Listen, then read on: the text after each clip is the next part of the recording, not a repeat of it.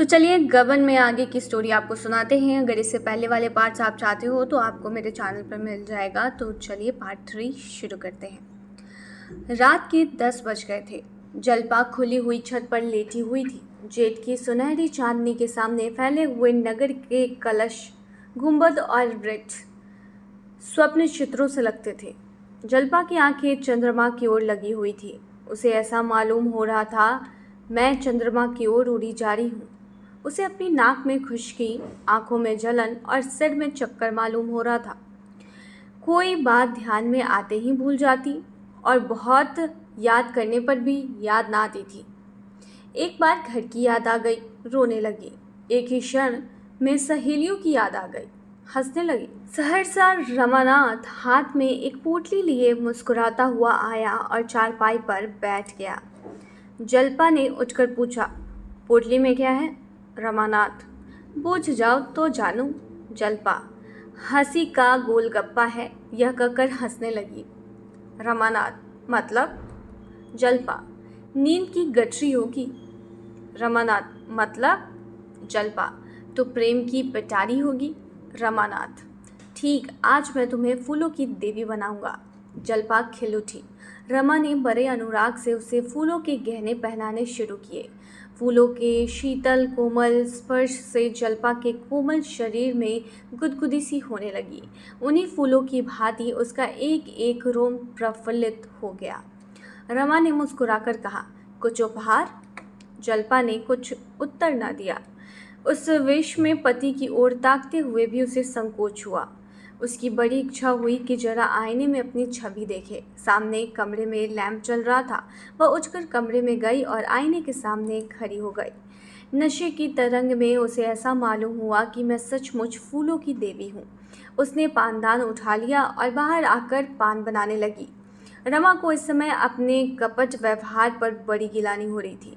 जलपा ने कमरे से लौटकर प्रेमोल्लसित नजरों से उसकी ओर देखा तो उसने मुंह उधर लिया। उस सरल विश्वास से भरी हुई आंखों के सामने वो ताक ना सका। उसने सोचा, मैं कितना बड़ा कायर हूँ। क्या मैं बाबूजी को साफ साफ जवाब न दे सकता था? मैंने हामी ही क्यों भरी? क्या जलपा से घर की दशा साफ साफ कह देना मेरा कर्तव्य न था? उसकी आंखें भर आई। जाकर मुंडेर के पास खड़ा हो गया। प्रणय के उस निर्मल प्रकाश में उसका मनोविकार किसी भयंकर जंतु की भांति घूरता हुआ जान पड़ता था।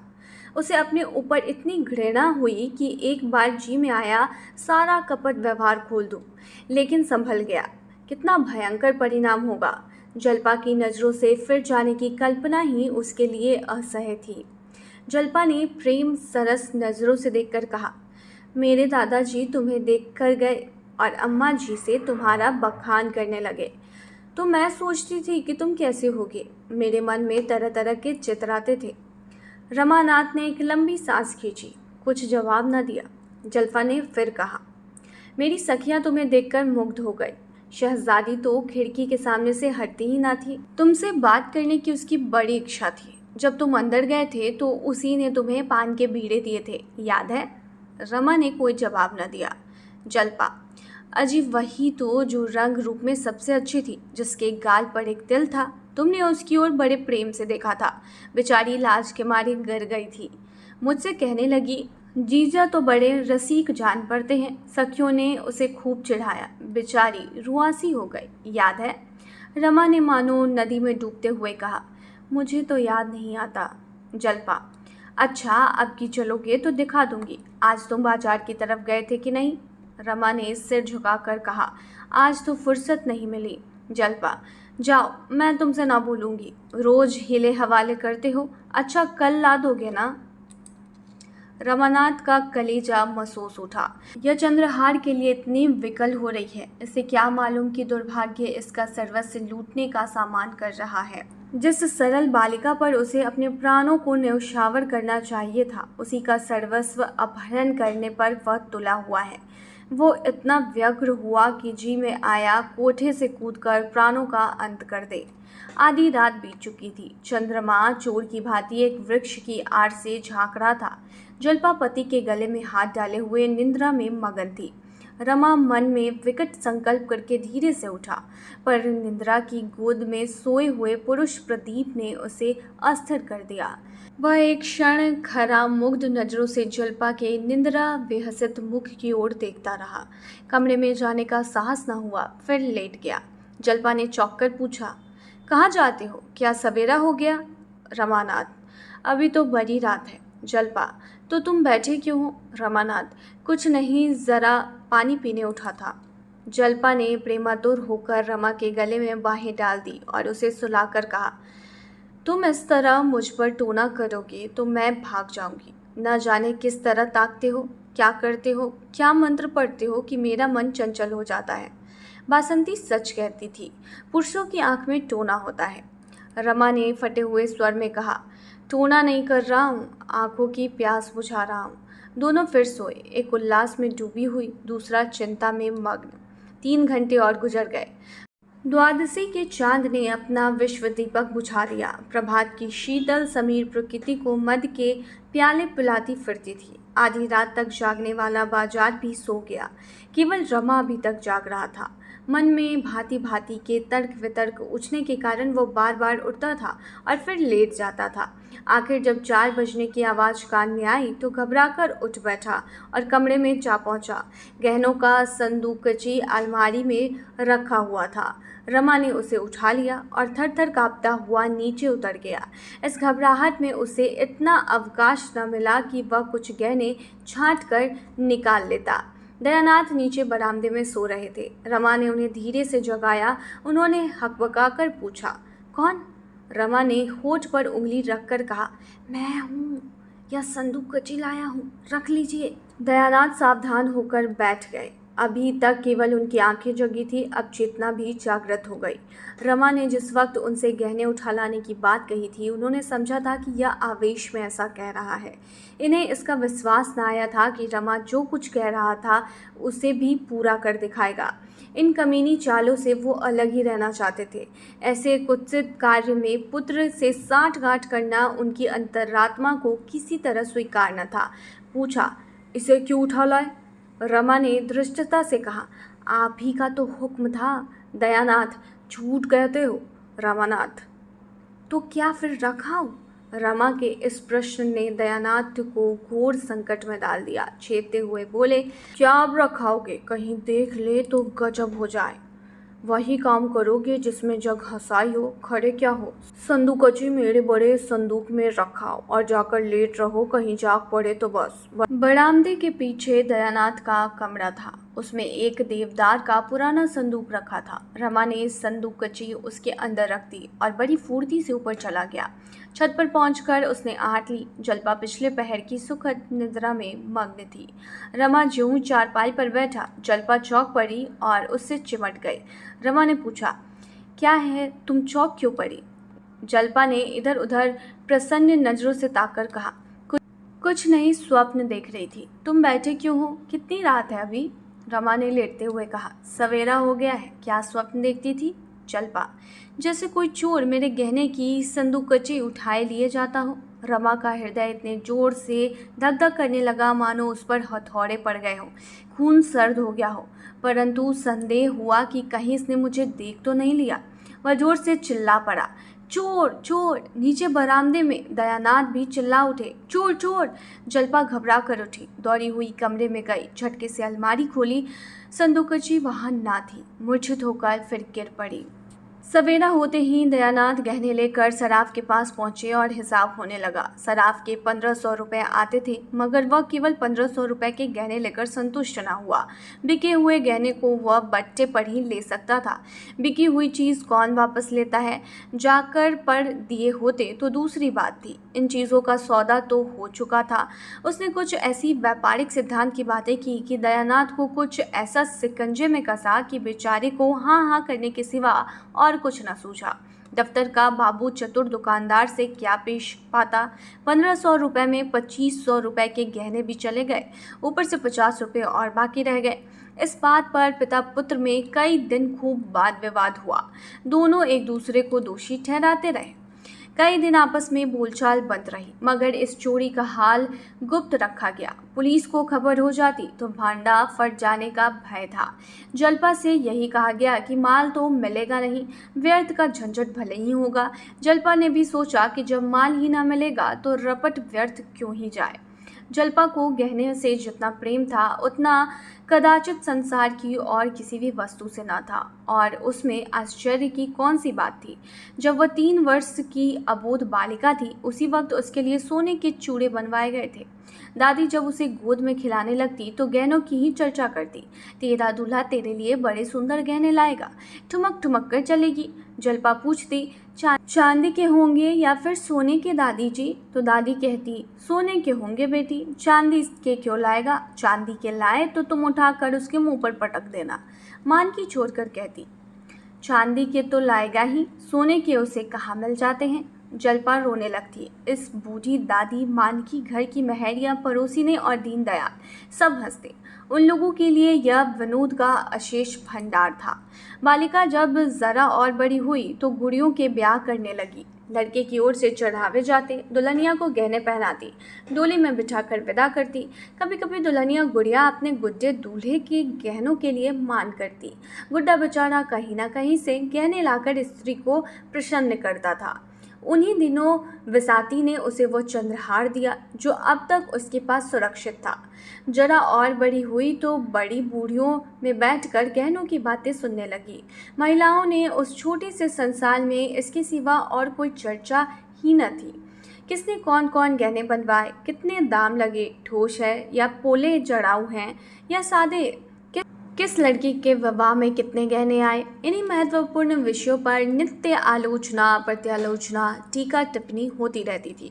कोई दूसरा विषय इतना रोचक, इतना ग्राह्य हो ही नहीं सकता था। इस आभूषण मंडित संसार में पली हुई जल्पा का यह आभूषण प्रेम स्वाभाविक ही था।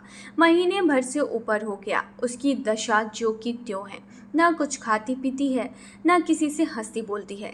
खाट पर पड़ी हुई शून्य नजरों से शून्याकाश की ओर ताकती रहती है। सारा घर समझाकर हार गया, पड़ोसी ने समझाकर हार गए, दीनदयाल आकर समझा गए, पर जल्पा ने रोग शैया न छोड़ी। उसे अब घर में किसी पर विश्वास नहीं है, यहाँ तक कि रमा से भी उदासीन रहती है। वह समझती है कि सारा घर मेरी उपेक्षा कर रहा है, सब के सब मेरे प्राण के ग्राहक हो रहे हैं। अब इनके पास इतना धन है तो फिर मेरे गहने क्यों नहीं बनवाते? जिससे हम सबके अधिक स्नेह रखते हैं उसी पर सबसे अधिक रोष भी करते हैं। जल्पा को सबसे अधिक क्रोध रमानाथ पर था। अगर यह अपने माता पिता से जोर देकर कहते तो कोई इनकी बात न टाल सकता, पर यह कुछ कहें भी, इनके मुंह में तो दही जमा हुआ है। मुझसे प्रेम होता तो यूँ निश्चिंत न बैठे रहते। जब तक सारी चीज़ें न बनवा लेते रात को नींद न आती। मुंह देखे कि मोहब्बत है, माँ बाप से कैसे कहें, जाएंगे तो अपनी ही ओर, मैं कौन हूँ। वह रमा से केवल खींची ही न रहती थी, वह कभी कुछ पूछता तो 2-4 जलीकटी सुना भी देती थी। बेचारा अपना सब मुँह लेकर रह जाता। गरीब अपनी ही लगाई हुई आग में जला जाता था। अगर वो जानता कि उन ढींगों का यह फल होगा तो वो जवान पर मुहर लगा लेता। चिंता और ग्लानि उसके हृदय के कुचले डालती थी। कहाँ सुबह से शाम तक हंसी कह के सैर सपाटे में करते थे, कहाँ अब नौकरी की तलाश में ठोकरे खाता फिरता था। सारी मस्ती गायब हो गई। बार बार अपने पिता पर क्रोध आता या चाहते तो 2-4 महीने में सब रुपए अदा हो जाते, मगर इन्हें क्या फिक्र। मैं चाहे मर भी जाऊं पर यह अपनी टेक न छोड़ेंगे। उसके प्रेम से भरे हुए निष्ठ कपट हृदय में आग सी सुलगती रहती थी। जल्पा का मुरझाया हुआ मुख देखकर उसके मुंह से ठंडी सांस निकल जाती थी। वह सुखद प्रेम स्वप्न इतनी जल्दी भंग हो गया। क्या वे दिन फिर कभी आएंगे? 3,000 के गहने कैसे बनेंगे? अगर नौकर भी हुआ तो ऐसा कौन सा बड़ा ओहदा मिल जाएगा? 3,000 तो शायद 3 जन्म में भी न जमा हों। वह कोई ऐसा उपाय सोच निकालना चाहता था जिसमें वह जल्द से जल्द अतुल संपत्ति का स्वामी हो जाए। कहीं उसके नाम कोई लॉटरी निकल आती, फिर तो वह जल्पा को आभूषणों से मर्द देता। सबसे पहले चंद्रहार बनवाता, उसमें हीरे जड़े होते। अगर इस वक्त उसे जाली नोट बनाना आ जाता तो अवश्य बनाकर चला देता।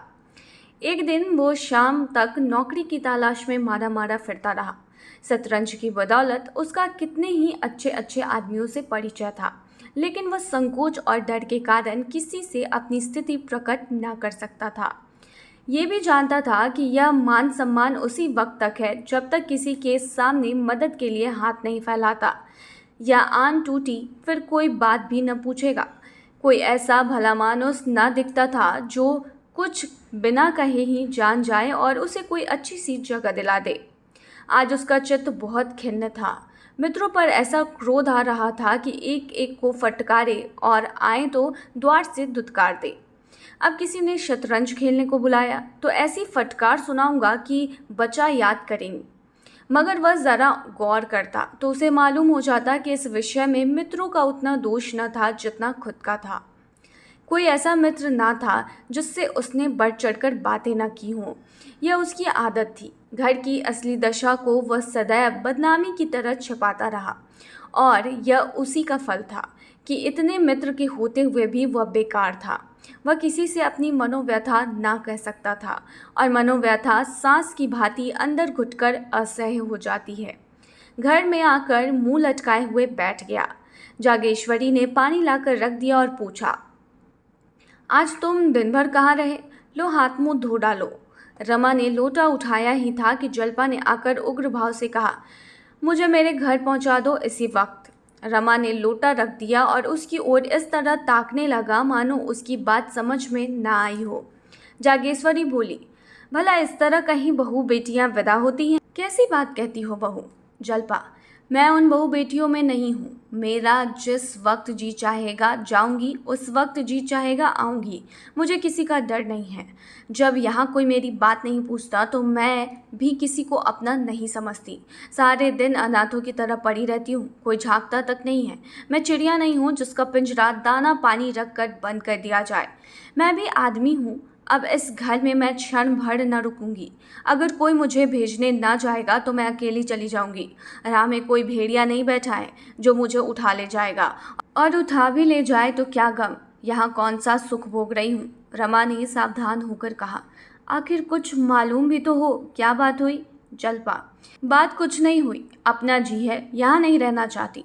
रमानाथ, भला इस तरह जाओगी तो तुम्हारे घर वाले क्या कहेंगे? कुछ यह भी तो सोचो। जल्पा, यह सब कुछ सोच चुकी हूँ और ज़्यादा नहीं सोचना चाहती। मैं जाकर अपने कपड़े बांधती हूँ और इसी गाड़ी से जाऊंगी।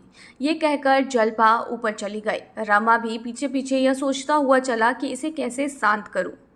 जल्पा अपने कमरे में जाकर बिस्तर लपेटने लगी कि रमा ने उसका हाथ पकड़ लिया और बोला, तुम्हें मेरी कसम है जो इस वक्त जाने का नाम लो। जल्पा ने त्योरी चढ़ाकर कहा, तुम्हारी कसम की हमें कुछ परवाह नहीं। उसने अपना हाथ छुड़ा लिया और फिर बिछावन लपेटने लगी। रमा खिसियाना सा होकर एक किनारे खड़ा हो गया। जल्पा ने बिस्तरबंद से बिस्तरे को बांधा और फिर अपने संदूक को साफ करने लगी, मगर अब उसमें वह पहले सी तत्परता न थी। बार बार संदूक बंद करती और खोलती। वर्षा बंद हो चुकी थी, केवल छत पर रुका हुआ पानी टपक रहा था। आखिर वह उसी बिस्तर के बंडल पर बैठ गई और बोली, तुमने मुझे कसम क्यों दिलाई? रमा के हृदय में आशा की गुदगुदी हुई। बोला, इसके सिवा मेरे पास तुम्हें रोकने का और कोई उपाय था? जल्पा, क्या तुम चाहते हो कि मैं यहीं घुट घुट कर मर जाऊं? रमानाथ, तुम ऐसे मनहूस शब्द क्यों मुंह से निकालती हो?